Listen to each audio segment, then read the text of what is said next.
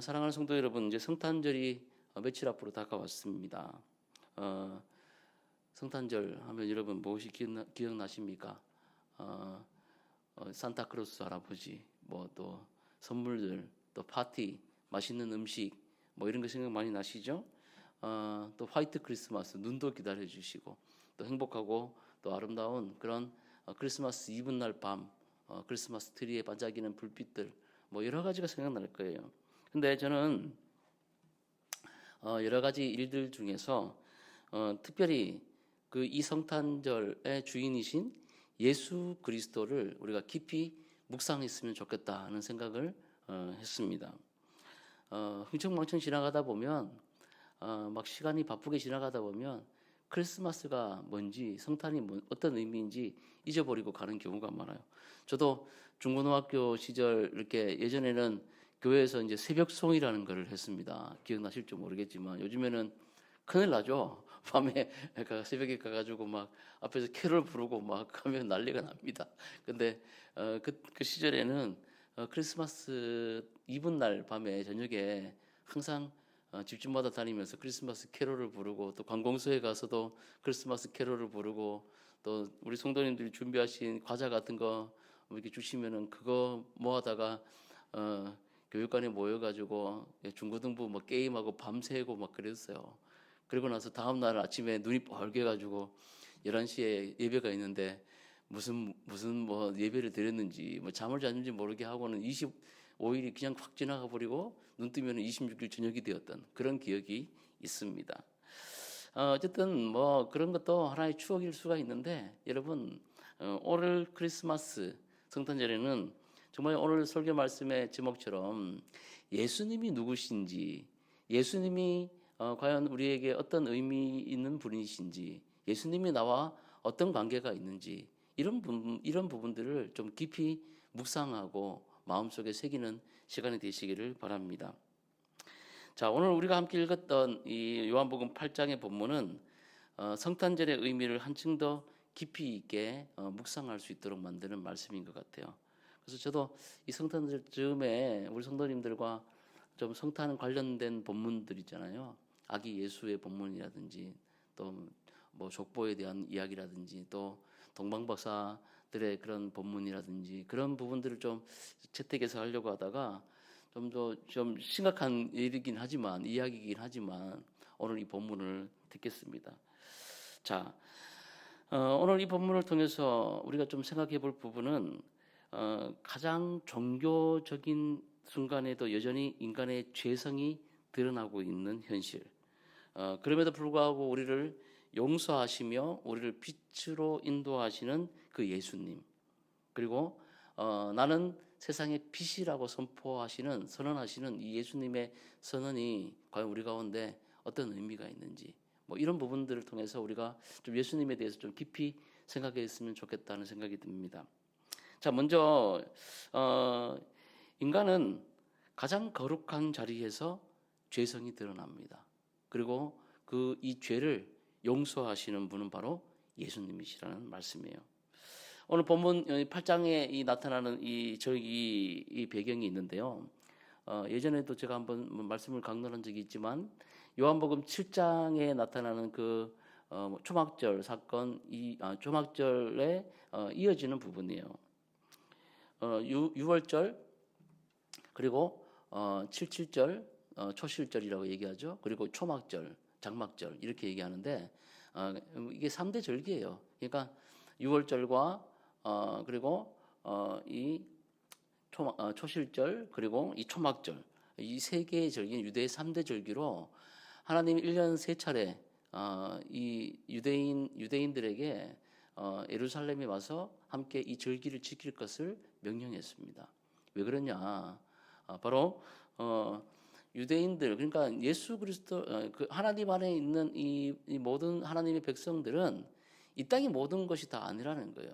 결국 너희들의 본향 곧 예루살렘으로 돌아가는 자들이다. 순례자들이다라는 것을 가르쳐 주기 위해서 몸소 그것을 익히기 위해서 기억하기 위해서 하나님께서 이 3대 절기를 마련하셨고 또 하나님께서 친히 그 제정을 하셨다는 거예요.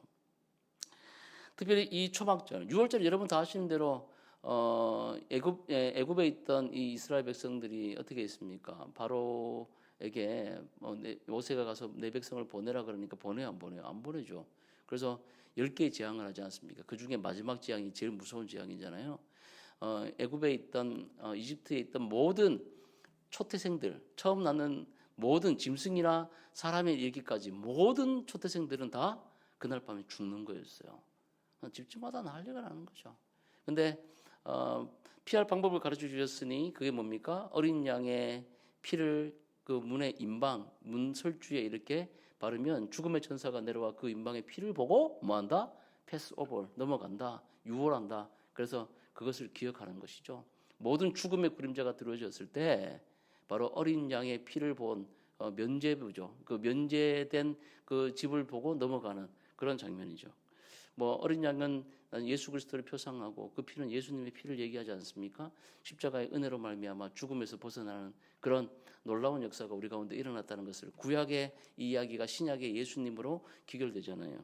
어쨌든 그 유월절을 지키는 거고 또 그 유월절로부터 7주가 지난 7749 그래서 오순절이라 얘기하죠. 그 오순절 49일이 지난 그 오순절을 기념하는 것은 바로 성령 강림절이라고도 얘기를 해요. 예수님이 승천하시고 그리고 이 오순절에 성령이 오심으로 말미암아 그리스도께서 하셨던 가르치고 고치고 전파하신 사역을 이제 성령 예수를 믿는 모든 자들에게 성령께서 오심으로 그 일을 가능하게 하시는 놀라운 역사가 일어났고 그 일이 바로 교회를 통하여 이루어졌는 거 아닙니까? 그게 바로 오순절이라는 거죠. 그리고 이 초막절은 이스라엘 백성들이 광야 시기 가운데 그 사막을 막 지나고 있을 때 텐트 치고 막 살았는 그 시절 있잖아요. 그리고 만나와 메추라기를 먹으며 그들이 농사를 짓지도 않고 또 그들이 뭘 했습니까? 우물을 팠습니까? 그런 것도 아닌데 그들이 이 광야의 시간 동안 하나님이 먹이시고 입히시는 그 사건, 구름 기둥과 불 기둥으로 그들을 인도하신 그 일, 하나님의 인도를 받으며 살았던 그때를 기억하는 절기입니다. 그래서 지금도 유대인들은 뭐 합니까? 일부러 천막을 치고 그렇게 이제 일주일간을 지낸다고 그렇게 합니다. 다시 말한다면 이 3대 절기를 지키는 가운데 각 처소에도 이제 이스라엘 사람들이 오잖아요. 지난주에도 제가 이제 그런 얘기를 했지만 이 한번 예루살렘으로 한번 올 때 참 많은 비용들이 드는 거예요. 그래서 성전 청결 사건 때도 말씀을 드렸지만은 와서 뭐 합니까? 그들이 이 절기를 지키러 와서 이 제물을 사서 성전에 가서 제사를 지내고 뭐 이렇게 하는 그런 일들이 있다는 거죠. 이 초막절도 마찬가지라는 거죠. 이 초막절 절기 건기가 끝나고 우기가 시작되는. 그래서 이들이 실로암 연못에 가서 성전 그 기둥에 이렇게 막 그 물을 뿌리고 막 하는 행위를 해서 주님 이 가란 땅 가운데 우리 가운데 이 비리 생명을 주옵소서 막 이렇게 간구를 하는 거죠. 막 그렇게 간구를 할 때 클라이막스가 뭡니까? 거기서 비가 터져 주는 거예요. 이제 건기가 끝나고 우기가 시작되는. 그래서 실로암이라는 것도 이제 요한복음 9장에 이제 그런 전개를 가지고 있는 거거든요. 실로암 연못에서 물을 타다가 그렇게 뿌렸기 때문에 그런 거거든요. 이 물의 축제가 있어요. 물의 축제.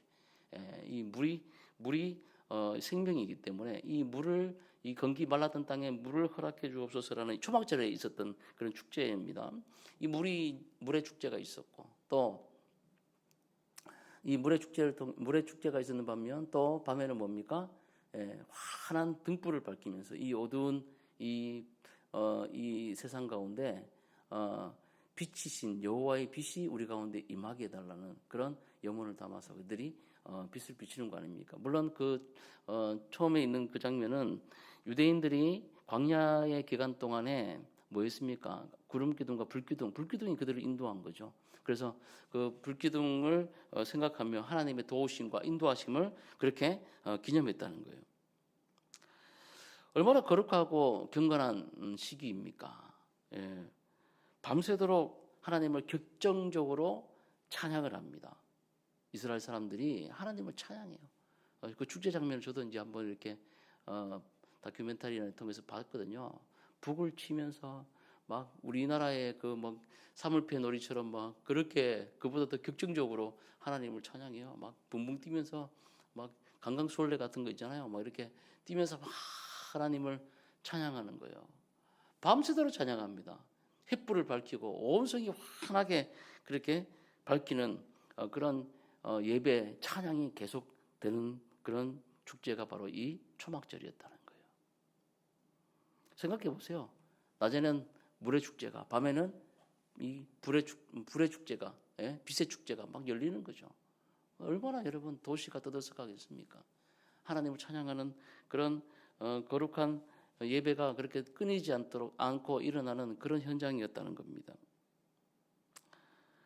근데 그런 거룩한 구별된 자리, 구별이라는 것은 다른 게 아니잖아요. 거룩이라는 것은 구별이라는 걸 얘기하는 거거든요. 시간을 빼어서 그들이 모든 생업들을 중단하고 예루살렘에 모여 뭐합니까? 우리의 본향은 이곳이 아니라 하나님이십니다라고 고백하면서 그렇게 축제하며 예배하는 이 거룩하게 구별된 그 기간 동안에 뭐가 일어납니까? 인간의 가장 추악한 죄가 그 속에 일어났다는 거예요. 그 대표적인 죄가 뭐예요? 간음 사건이 일어난 겁니다. 물론 요한복음 8장에 나타나는 이 모든 맥락들은 예수님을 함정에 빠뜨리려고 하는 그런 모습들이 있었는 건데, 중요한 것은 그런 간음이 그 죄, 이 가장 거룩한 예배의 순간에 일어났다는 거예요. 지속적으로 그것도요. 저는 이 부분을 보면서 참 우리 인간의 가장 나약한 죄성에 대해서 깊이 있게 묵상하게 되었습니다. 여러분, 저와 여러분들이 엄청나게 무슨 거룩한 천사처럼 여러분 생각해서는 안 된다는 거예요. 아멘이십니까? 예, 그렇다는 거예요. 저와 여러분 발을 일단 가운데 붙이고 사는 그런 사람들이라는 겁니다. 저와 여러분들 오늘 예배 가운데 들어오셨지만은 이 예배 순간에도 우리들의 마음은 어디로 가 있습니까? 하나님께 온전히 집중하지 못할 때가 태반이라는 거죠. 예배 드리는 이 1시간, 저희 교회는 조금 더 길어서 1시간 20분 되는 기간들이지만 이 1시간에 20분 그 시간 동안에 여러분 온전히 하나님 앞에 집중해 나아갑니까? 제가 정신 집중을 얘기하는 게 아니에요. 마음이 흐트러지지 않고 여러분 마음이 오늘 오직 이 말씀과 하나님을 만나는 이 귀한 자리에 여러분 마음이 모이고 있냐는 거예요. 주일 성수, 예배 자리를 지키는 거, 예배 시간을 지키는 거. 여러분 이것부터 시작이지 않습니까? 근데 일주일에 그 많은 시간 동안에 이 1시간 정도에 집중하는 것조차 우리는 잘 하지 못한다는 거예요. 더군다나 이 1시간 반 정도의 예배 시간에 모여서 함께 예배하는 이 순간에도 우리의 마음이 4분 오열되어 우리의 근심과 걱정 가운데 여러분의 생업과 여러분의 두고 온 집의 일들을 두고 우리 마음이 4분 오열하고 있다는 거예요. 그게 우리의 현실이라는 겁니다.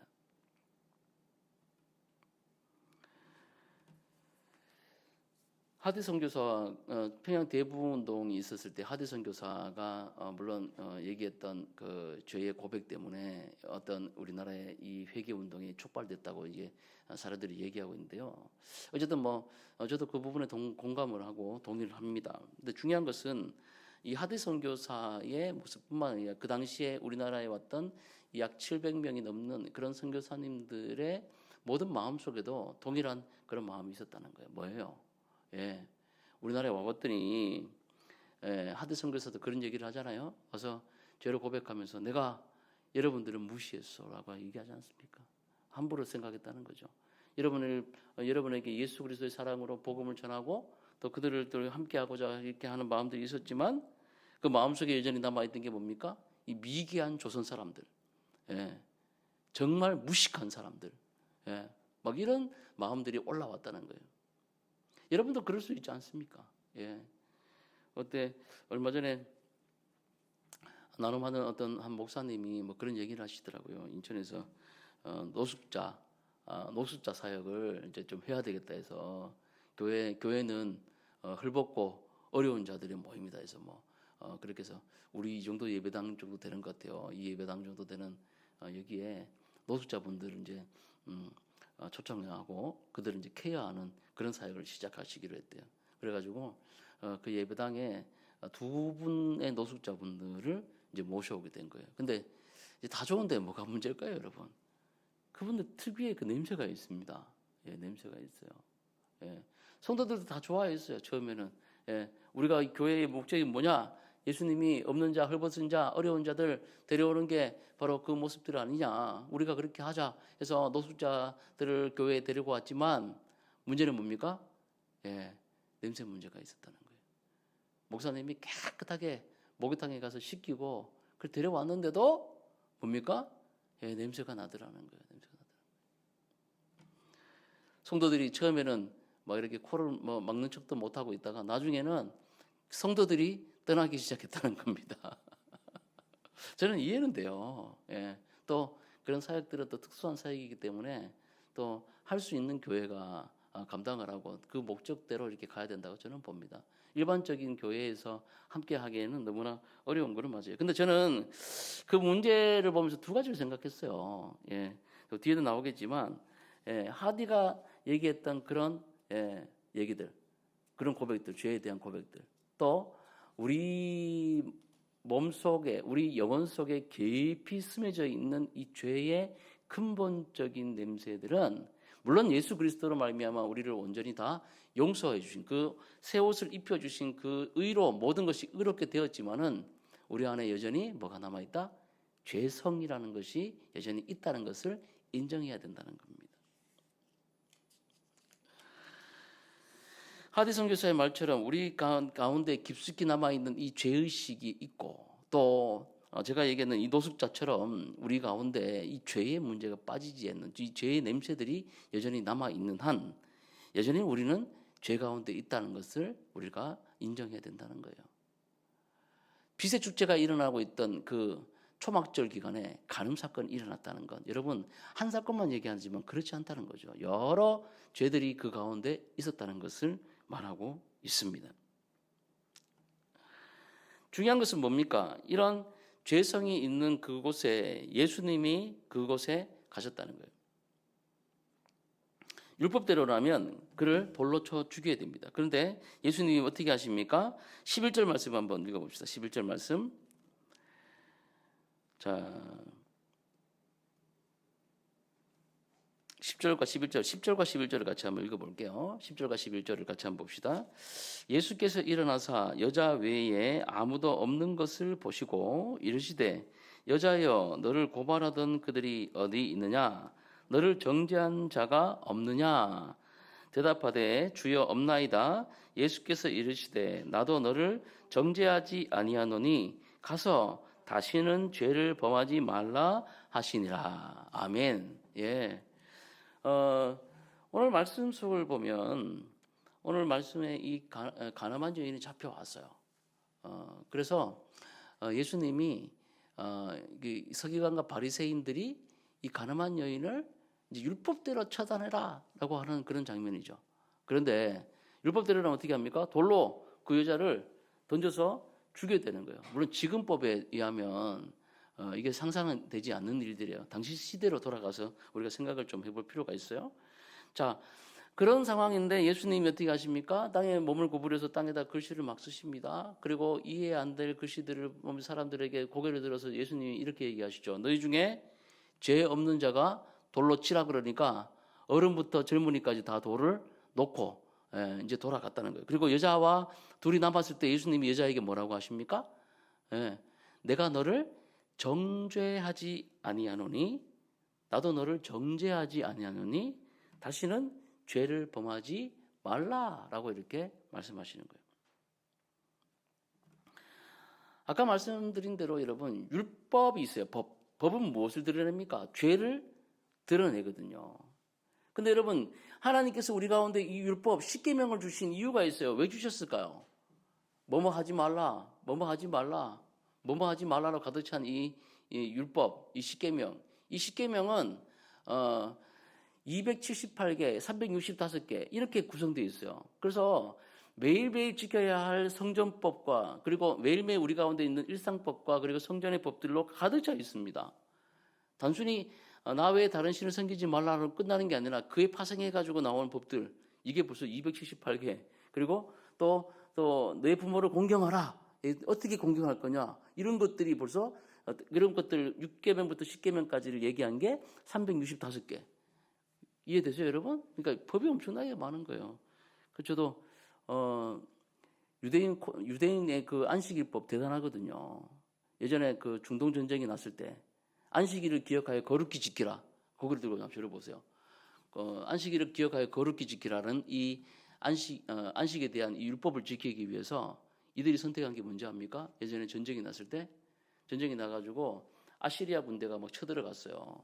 전에 한번 드린 말씀이 있지만 쳐들어갔는데 이 율법 계명을 아는 거예요. 그래서 그러면 제7일 금요일 해질 때부터 토요일 해질 때까지가 안식일이에요.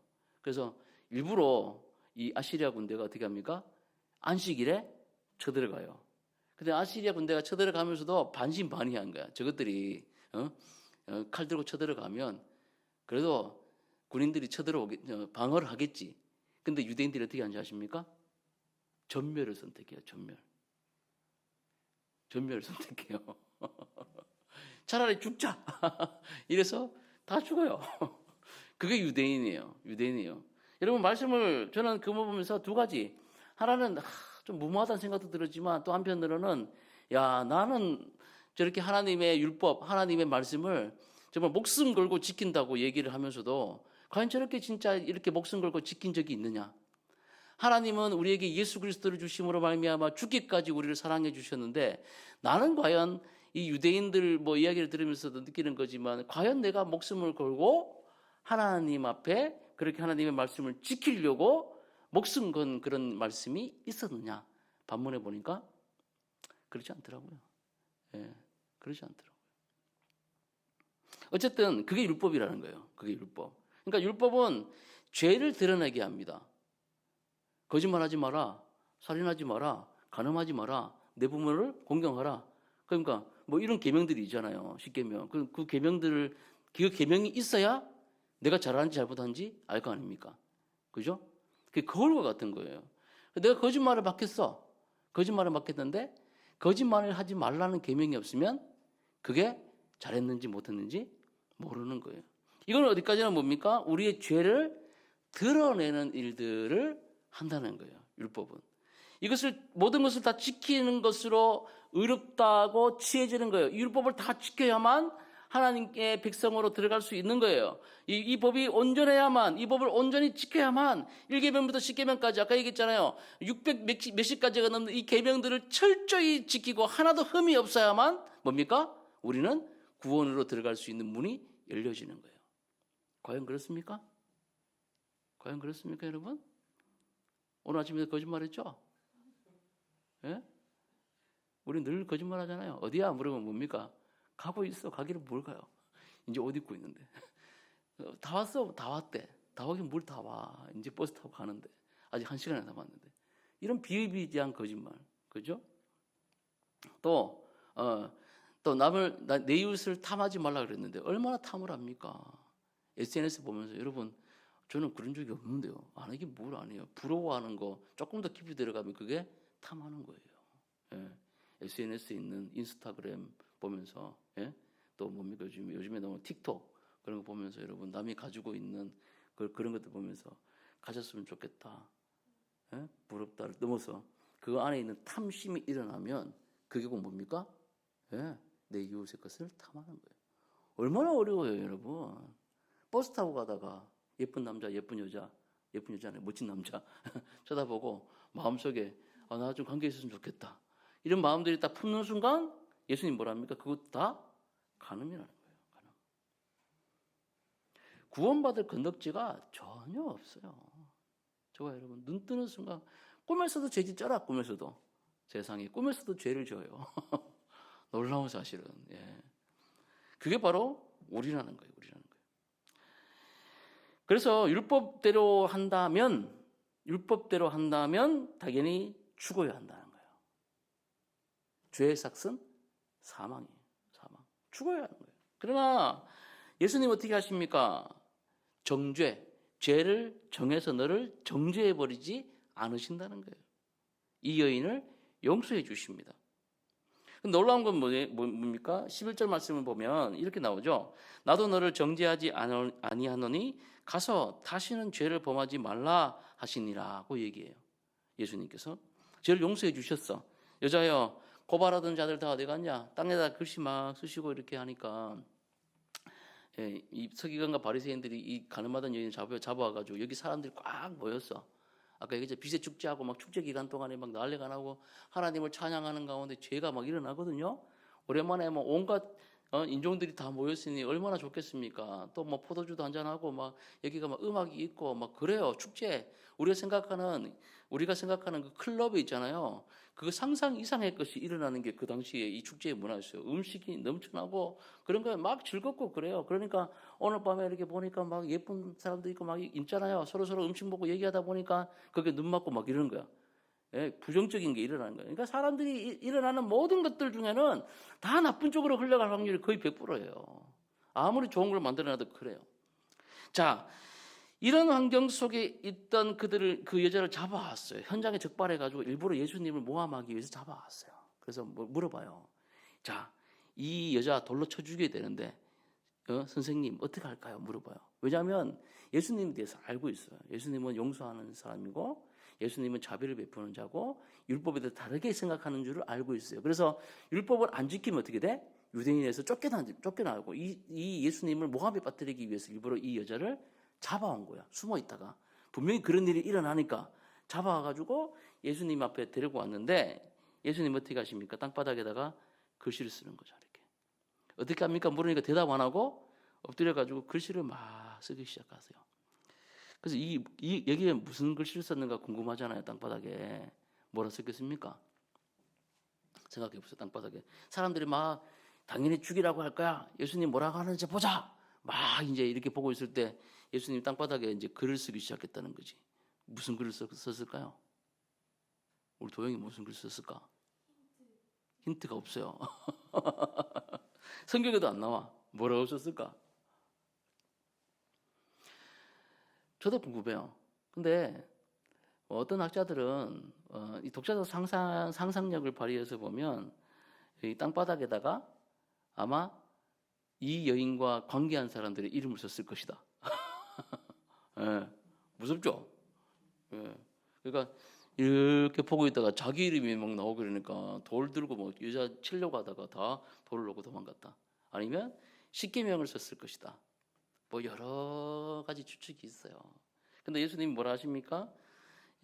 고개를 이제 들어서 그렇게 질문하며 성나 있는 자기들의 죄는 엄청 많으면서 자기들도 그 똑같은 죄, 더한 죄를 짓고 살면서 율법이 저촉됐다고 들고 와서 이 잘못한 여인은 죽입시다라고 죽이는 게 맞는데 어떻게 할까요? 라고 묻는 그들 앞에 돌을 들고 죽이려고 하던 그 사람들이 다 양심의 가책을 느끼고 뭐라고 얘기하면 예수님 뭐라고 하셨기에 너희 중에 죄 없는 자가 이 여자를 먼저 쳐라라는 이 질문 앞에 다 양심의 가책을 느끼고 돌을 놔두고 다 도망가요. 예수님은 뭐라고 합니까? 나도 너를 정죄하지 않는다고요. 예수님 정죄해도 되잖아요. 야, 너 왜 그랬어? 너 죄 지었어? 라고 얘기를 분명히 하실 수 있는데 예수님 그렇게 하지 않습니다. 이 여인, 이 수치와 지금 수모를 당하고 있는 여인에게 그렇게 하지 않으시고 나도 너를 정죄하지 아니한다. 그러니 가서 다시는 죄를 짓지 마라고 얘기해요. 이 말은 이 워딩만 읽어보면 예수님께서 그냥 내가 지금 용서해 주는데 다시는 죄 짓지 마. 이번 한 번 마지막이야. 라고 얘기하시는 것 같죠? 그게 아니에요. 그게 아니고 정말 따뜻한 말이에요. 나 너를 사랑해. 그리고 나 너를 이해할 수 있어. 그리고 내가 내 모든 것을 내가 다 받아줄 수 있어. 근데 너가 또 죄를 지으면 이렇게 어려워지니까 네가 이 죄의 길로 가지 않았으면 좋겠다. 이런 제가 표현을 지금 잘 못하고 있는데 이 감성적인 언어로 예수님이 말씀하신 거거든요. 정말 너를 사랑한다. 내가 너를 용서한다. 그리고 너의 모든 것을 지지한다. 너 모든 것을 내가 받아주고 있다. 그러니까 죄 짓지 마라. 그렇게 얘기하시는 거거든요. 그런 예수님이었다는 거예요. 여러분, 성탄절에 오신 예수님은요, 우리를 정죄하러 오신 분이 아니에요. 우리를 살리시러 오신 예수님이신 줄 믿으시길 바랍니다. 예. 아기 예수님 오셨기 때문에 뭐 흥청망청 놀고 크리스마스 이브 때 뭐 할까 놀으셔야 됩니다. 놀으셔야죠. 가족끼리 노시고 친구들하고 노시는데 조건이 이거라는 거예요. 예수님이 누구신지를 생각하라는 거예요. 예수님 누구신지를. 예수님은 저와 여러분들을 용서하기 위해 오신, 정죄하러 오신 분이 아니라 우리를 용서하러 오신, 그리고 예수 그리스도를 통해서 우리 가운데 자유를 주시러 오신 그 예수님이심을 믿으시기를 주의 이름으로 축복합니다. 자, 두 번째는 예수님은 위선을 드러내시는 빛으로 오신 예수님이라는 거예요. 우리 인간의 내면에는 위선이 있습니다. 위선이 있어요. 서기관과 바리새인들은 율법을 지켰습니다. 제가 말씀드렸잖아요. 어떤 유대인들이 어떤 사람들인지. 예? 특히 이 바리새인들은 엄청난 사람들이에요. 우리가 대충 뭐 서기관과 바리새인들 맨날 욕을 하지만 우리가 그들의 신앙생활을 따라가려면 멀었습니다. 못해요. 저 같은 목사도 안 되고, 예, 안 돼요. 일주일에 2번씩 금식합니다. 3번씩 금식하고 그래요. 예? 근데 말씀을 또 암송하고 또 그들이 지키는 율법적인 이 모든 내용들을 보면 대단합니다. 대단합니다. 말씀 그대로 그들의 삶 속에서 지켜가는 사람들이에요. 예, 엄청난 사람들이에요. 근데 예수님은 빛으로 오셔서 그들의 뭘 드러내십니까? 마음속에 있는 그 위선을 드러내시는 거예요. 위선이라 그러면 다른 게 아니라 자기 자신 속에도 죄가 있음에도 불구하고 어떤 행위적인 자기의 행위 속에서 드러나는 것이 선으로 생각하고 나는 선하다고 생각하고 다른 사람을 정죄하는 것. 이해가 되십니까? 이런 게 이제 위선이잖아요. 위선. 예. 예를 들면 나는 한 번도 지각한 적이 없어. 학교에서. 근데 이제 어떤 애가 딱 8시까지 와야 되는데 8시 1분에 왔어. 그럼 마음속에 뭐가 있습니까? 그 사람을 뭐 하기 쉽죠. 근데 알고 보니까 자기도 한번 지각한 적이 있어 없어? 있어요. 있어요. 근데 막 그렇게 얘기를 하는 거예요. 이게 위선이라는 거예요. 위선. 예수님을 함정에 빠뜨리기 위해서 의도적으로 이 여인을 데리고 왔던 이 서기관과 바리새인들 율법을 다 지킨다고 얘기하지만 예수님의 기준을 보면 이 하나님의 기준을 볼 때는 율법을 100% 지키는 게 아니었어요. 이해가 되시죠? 아니었어요. 그들이 모른다는 겁니다. 그들은 마음속에 있는 자기 위선을 모른다는 거예요. 그래서 예수님이 너희 중에 죄 없는 자가 먼저 돌로 치라는 이 말씀 앞에 이들은 반응했지만 정확히 자기들의 죄가 무엇인지 잘 몰랐다는 거예요. 우리가 이제 청소를 하지 않습니까? 집에 청소를 하잖아요. 그러면 이제 막 이렇게 청소를 하고 나와서 이렇게 보다가 나중에 이제 커튼을 확 켜고 불을 확 켰을 때 뭐가 보입니까? 그 빛 사이로 뭐가 보여? 먼지가 막 올라오는 장면이 보이잖아요. 저도 이제 군에 갔을 때 이제 해병대니까 뭐 순검을 받아요. 그러면 다 청소를 막 시켜. 그럼 청소를 막 1시간씩이거든요. 청소를 막 하고 나가지고 마지막에 이제 딱 써가지고 이제 검사를 하는데 하얀 장갑을 딱 끼고 와가지고 이런 데를 이렇게 싹 닦아봐. 그럼 뭐가 있을까요? 먼지가 있는 거예요.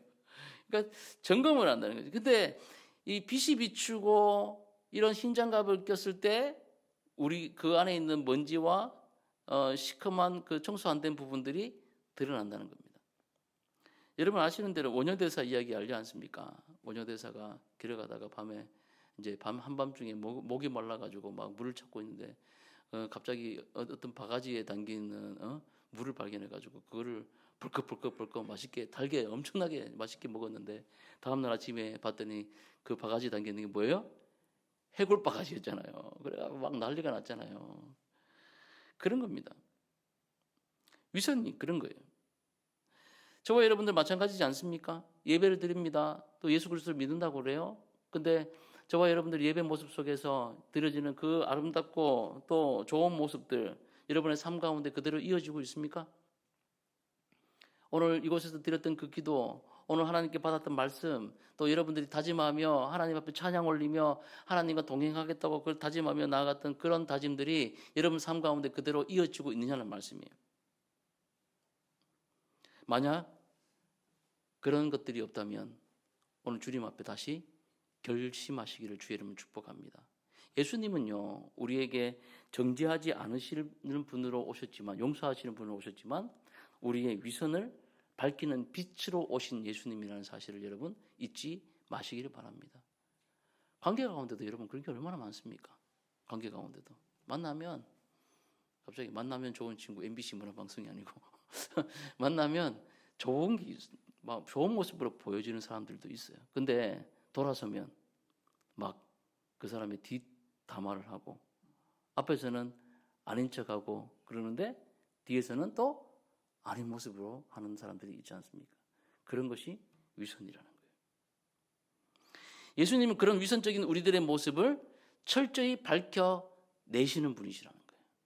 예수님과 함께 있는다면 우리의 거짓적인 그런 위선들, 우리의 모습들 가운데 있는 그런 위선들을 주님이 드러내게 하셔서 그런 위선적인 모습에서 정말 진지한 모습으로, 정말 참된 모습으로 우리를 바꾸어 가시는 분이 바로 빛으로 오신 예수님이라는 사실입니다. 여러분, 이 성탄절에도 이런 예수님을 묵상하고 예수님을 만나시기를 주의 이름으로 축복합니다. 자, 오늘 마지막으로 여러분 이 말씀 속에서 우리가 봐야 될 부분은 뭐예요? 마지막으로 볼 부분은 뭡니까? 나는 세상의 빛이라고 선포하시는 그 예수님을 우리가 만나야 된다는 거예요. 12절 말씀 봅시다. 12절 말씀입니다. 시작. 예수께서 또 말씀하여 이르시되 나는 세상의 빛이니 나를 따르는 자는 어둠에 다니지 아니하고 생명의 빛을 얻으리라. 아멘. 초막절 아까 빛축제가 있었다잖아요. 루마리에처럼 막 빛축제가 일어나 횃불을 켜놓고 막 난리가 나요. 얼마나 좋겠습니다. 근데 그런 그런 그 횃불도 아침 되면 다 의미가 없어요. 밤이나 의미가 있는 거예요. 그죠? 마찬가지로 그런 횃불, 인위적인 그런 빛들은 여러분 한계가 있다는 거예요. 하나님이 이스라엘을 광야에서 인도하셨던 그 빛의 완성은 바로 예수 그리스도로 귀결된다는 겁니다. 참된 세상의 빛은 오직 예수님밖에 없다는 거예요. 빛의 기능이 뭡니까, 여러분? 어둠을 밝히는 거예요. 아무리 작은 빛이라도 칠흑 같은 어둠 속에 있던 그 어둠을 한순간에 몰아낼 수 있는 것은 바로 그 작은 빛이라는 사실이에요. 예수님이 왔던 시절에 물론 이제 고정적으로 보면 이 크리스마스가 12월 25일이 아니다. 현혹되지 마세요, 여러분. 뭐 특별한 것도 아닙니다. 뭐 이단들이 와가지고 여보세요, 집사님 아직도 크리스마스가 예수님 오신 성탄 줄 알고 있죠? 아니요, 이러면 기가 이만해져가지고 막 왜요? 하고 막 이래요. 그래요. 크리스마스의 정확한 예수님이 오신 정확한 시점은 몰라요. 아무도 몰라요. 정확한 거는 이런 추운 겨울이 아니었다는 그 가능성이 굉장히 높다는 거예요. 누가복음에 보면 목자들이 어떻게 한밤중에 양을 치우죠. 물론 우리 시점과 이 유대의 시점이 다르긴 하지만 아무튼 이런 건기와 우기 또 이 사계절로 나눠봤을 때 12월 25일이 예수님 오신 날이다라고 특정할 수 있는 가능성은 희박하다는 거예요. 또 그레고리력이라든지 이 지구가 공전하지 않습니까? 이 공전하는 주기를 따져봤을 때 정확하게 365로 떨어지지는 않는다는 거예요. 처음 듣는 것처럼 여러분들 그렇게 보시네. 1년은 365.2542 뭐 이렇게 나가요. 아시죠? 예. 그렇기 때문에 25일 이꼴 뭐다라고 단정 지을 수 있는 게 아니라는 거예요. 또 동방정교가 지키는 그 크리스마스와 서방정교, 로마 카톨릭이 지키는 정교 이게 달라요. 그죠? 서방에서는 12월 25일을 지키고 또 이 동방정교에서는 1월 얼마를 지켜요. 그러니까 달라요. 예. 제가 무슨 말씀을 드리냐면 이 기독교 자체를 너무 편협하게 봐서는 안 된다는 거죠. 넓게 보셔야 된다는 거예요. 이해되십니까? 그 날의 개념도 그렇다는 거죠. 근데 중요한 건 뭡니까? 이런 혼탁하고 또 여러 가지 지금 제가 이 크리스마스 날만 얘기했을 때도 이런데 얼마나 이 땅 가운데 여러분 정보가 많아요. 허위 정보가 많고 이상한 정보가 많고 거짓이 많고 그렇습니까? 근데 이런 어두운 세상 속에 진리의 빛이라고 선포하신 예수 그리스도를 따라가야만 진정으로 밝은 길을 갈 수 있다는 거예요. 근데 많은 사람들이 그걸 안 따라갑니다. 잘 안 지켜요. 모르기도 하고 또 경험하지도 못해요. 특히 우리 젊은이들 가운데는 요즘에 이제 뭐 챗GPT나 그죠? 오히려 클로이드나 뭡니까? 뭐 이런 여러 가지 이 컴퓨터 AI를 더 신봉하는 사람들이 늘어나고 있어요. 죄송한 얘기지만 챗GPT나 AI 같은 경우는 이 글씨의 조합이라고 보시면 됩니다. 모든 정보의 글씨의 조합. 그래서 창작적이거나 어떤 영감을 줄 수 있는 그런 게 한계가 있어요. 근데 그걸 신봉하는 사람들이 너무 많아요. 제가 왜 이런 말씀을 드리냐면 이 어두운 시기 가운데 예수 그리스도만이 오직 유일한 빛이라는 사실을 여러분 기억하시라는 거예요. 오직 예수 그리스도만이, 오직 예수 그리스도를 따라가야만이 더 이상 어둠에 머무르지 않고 빛의 생명의 빛 가운데로 갈 수 있는 길이 열려졌다는 것을 여러분 기억하시기 바랍니다. 목사님, 길이 많은데 왜 하필 예수님밖에 없어요. 저를 좀 믿으십시오. 저를 믿는 게 아니라 이 성경을 믿으십시오. 성경을 믿고 성경에 나오는 이 말씀을 믿으십시오. 말씀 마무리합니다.